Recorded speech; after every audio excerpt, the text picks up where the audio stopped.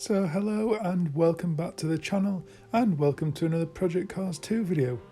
In today's video we're going to be taking a look at pit stops and how to set super fast pit stops 007 style.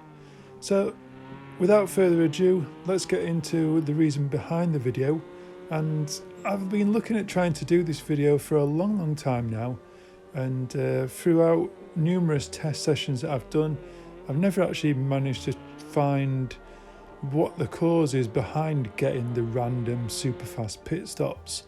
I've seen a few people in front of me taking a pit stop, and usually if you service the car in no way whatsoever, you get a 5.6 second stop. Well, in today's video we're going to be looking at the amazing 0.07 stop, which I've referred to as the 007 stop. So let's get into it and let's see what it's all about. So first of all, if you're going into the pit stop menu, and I've chosen to call mine damage, and we're going to be looking at replacing no fuel, and we're not going to be changing the tyres at all. Moving down to the damage repair, we're going to have this set to everything on, and then save that as your pit strategy. So leaving the garage, where I'm going to be just taking a little turn left out the garage, and I'm going to be just making my way towards the end of the pit stop, where there's a little tyre barrier just on the left hand side, and I'm just going to approach this at some random speeds to try and induce some damage to the front wing. Generally I'm trying not to damage anything other than the front wing, so I might take a few rams at about 10 to 15 miles an hour, and if I'm trying to get that tiny bit more damage, maybe about 2 to 3 miles an hour.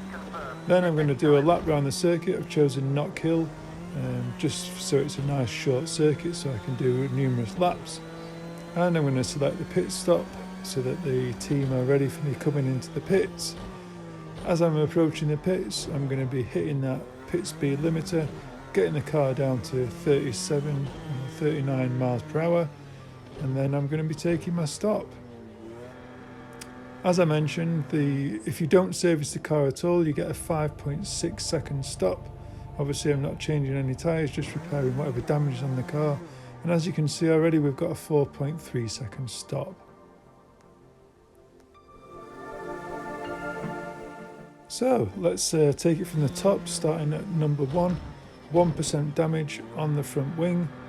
Obviously I've done the usual lap round and see where we're getting started at. 5.1 seconds, so obviously with 1% damage we're already getting a 0.5 per second increase in the stop time. 1% extra damage, so 2% damage on the front wing, and we've knocked another 1 or 0.1 of a second off the pit stop. Moving on again, 3% damage as you expect just on the front wing, and we're going to be under the 5 seconds, so into the 4.8. As we saw earlier, it's an even faster stop with 5%, but 4% damage on the front wing. There we go, 4.3 seconds.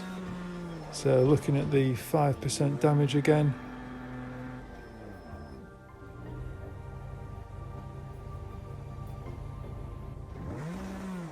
4.2 seconds, and it's not the same all the time, I don't think. There's variations within about 0.5 of a second. As you can see, 6% damage, and I'm just trying to focus this purely on the front wing. I have tried doing the rear wing, but it's very hard to inflict a certain percentage of damage on the front wing without actually dislodging the rear wing altogether. So you can sort of go from like 3% damage, and then the next sort of hit on the barrier does 100% damage. So it's very hard to do very much testing using the rear wing. As we're getting towards the 9 sort of 10 region, you can see that the stop times are sort of coming down between about 0.2 or 0.5 of a second per 1% extra of damage. So in this next one, running 11% damage, I've tried to sort of do a few of these So just running the 11% damage on the front wing only yields a 2.1 second stop. And obviously I just tried to do exactly the same again, 11%. So we had 2.1 seconds at the first time round and 2.6 seconds that time round. So you can't sort of say exactly how much you're going to get. And running again 11% damage and 14% damage on the suspension, quite clearly see there's so much more time taken, and obviously it's not going to benefit you at all. You should have just done like a 5.6 second stop on this one. So definitely it's very much just on the front wing where you're going to get the increases in pit speed, but as soon as you start getting above sort of 10% damage, that's when you're looking at sort of massive increases in the amount of pit stop time it's going to take.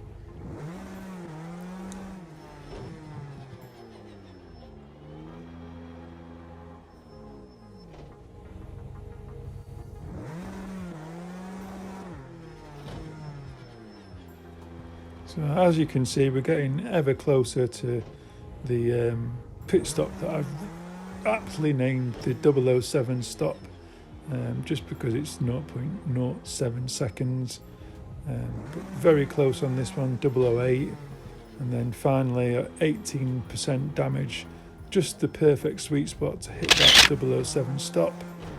And I'm not quite sure if this is going to be a benefit.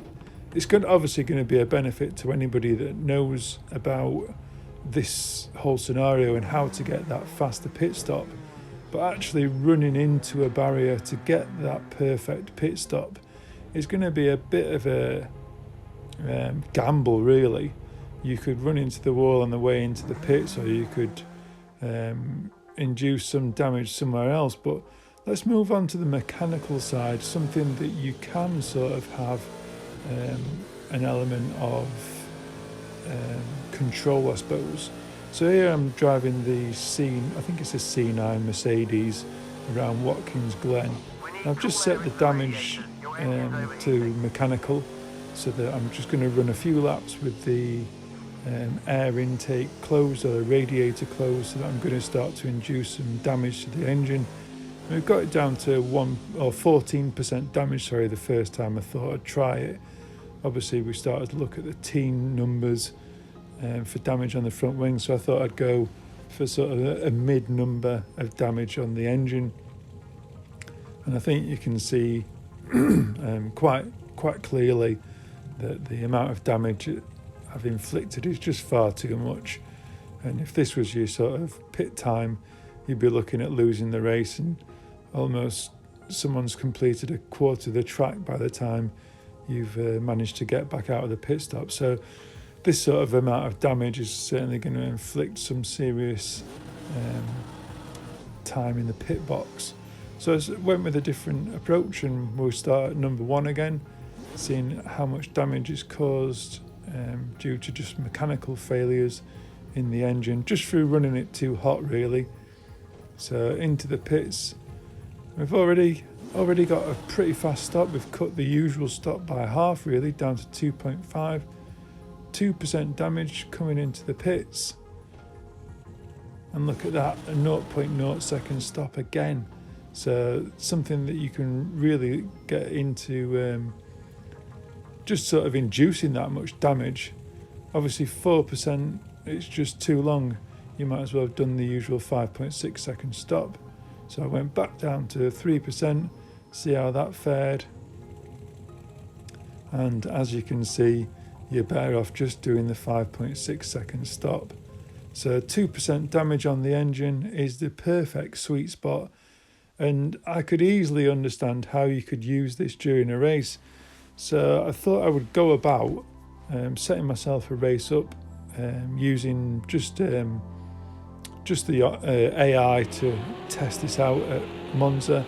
So I've got a grid of 30 other drivers, and I thought I would give it I think I've put about 30% air intake on the radiator, and this induced about 2% damage over the space of 3 laps, so that I knew when I was going to come in, I'm doing a 10 lap race here, And I think you can get away with about 10% damage on your engine before it starts yielding poorer lap times.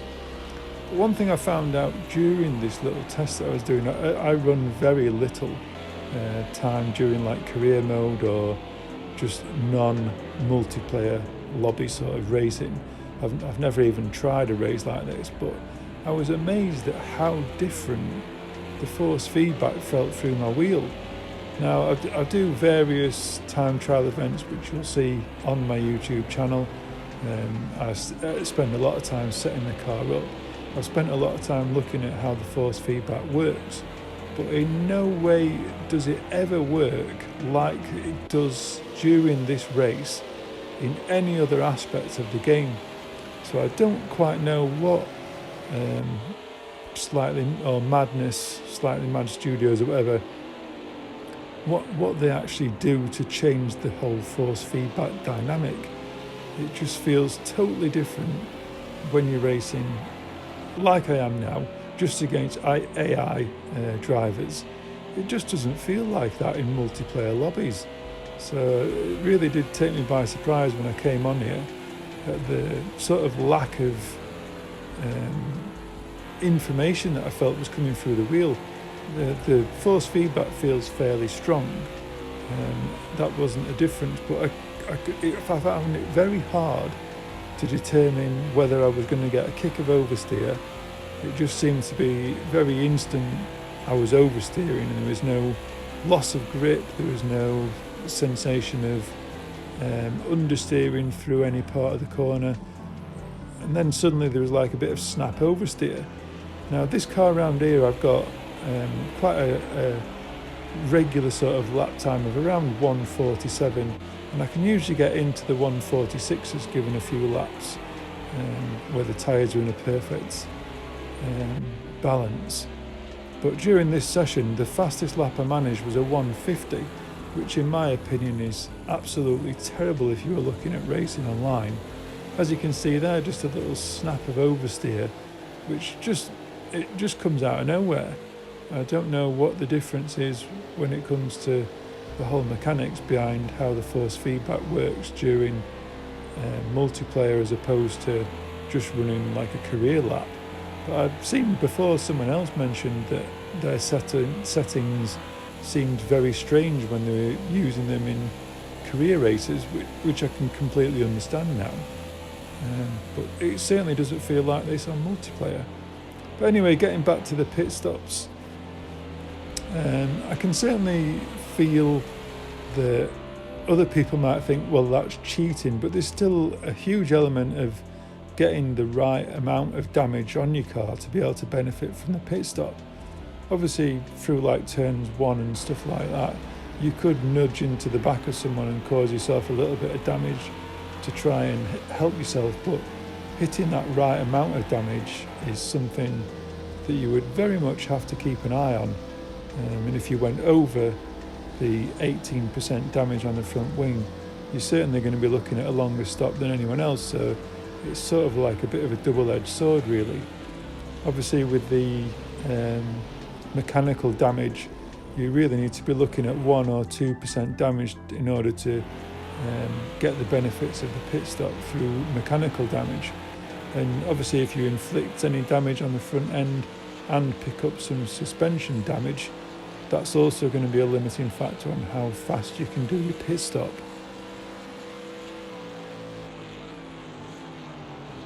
So yeah, just getting back to the reason behind the video, I'd like to say a big thank you to Edward Robinson, who's a member of the Project Cars 1 and 2 Clean Racing Facebook page, and he mentioned or was asking about how to get faster pit stops. He'd seen that numerous other people were setting fast pit stops, and like myself had come across that random fast stop, and I just thought I'd get into it, see the reason why. Numerous other people in the thread had mentioned it could be to do with damage, which it obviously turns out to be, but hope you get some sort of benefit from this video. Being a subscriber, you'll obviously be one of the first to understand the reasoning behind it, and certainly a video that I've wanted to do for quite a long time, this one. It's been an area that I've tried to cover before, looking back at the 1 litre of fuel going into the car, but obviously that's been patched now. So yeah, getting back to coming into the pits, picked up about 2% damage on the mechanical on the engine. Get the car down to pit speed and just enjoy the pit stop really. Unfortunately I wasn't recording during the actual game to show the pit team go to work on this one, but it was about a 1.2 second stop, which if you play the game regular you'll know that would just obliterate anybody in the stop really. So yeah, pulling into the pit stop, knowing that you've got a very short stop will certainly stand you in good stead to win the race and have that little bit of an advantage. I've not filmed the rest of it, but as you can see I went on to win the race with a 150 lap time, which isn't great in my opinion, and the force feedback is something that definitely needs looking at during career sections of the game. But I hope you've enjoyed the video, I hope you found it informative, and if there's anything that you would like me to cover in future videos, please do drop a comment in the comment section, or if you've got some views that you'd like to share on the video, please do add them to the comments. I do try and read them all and get back to anyone with my views. So as always, thanks for watching and ciao for now.